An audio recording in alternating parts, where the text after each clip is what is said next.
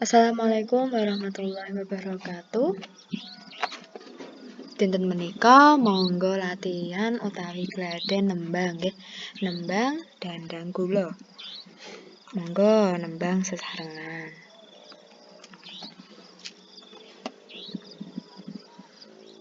Pamodare wasitaning ati cuman toko anirupu jangga dahat muda ing batine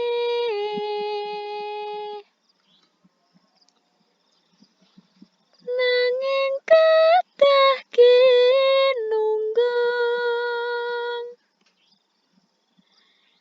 datan roh yen akeh ngesemi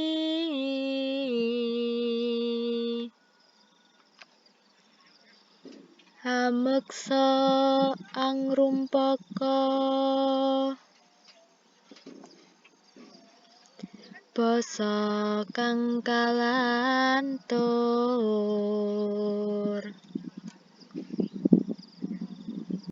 tutur kang katula-tula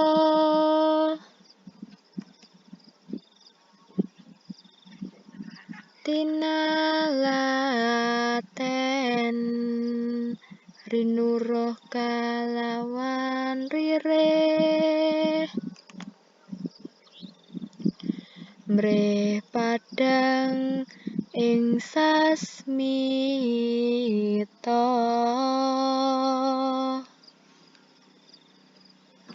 Alhamdulillah.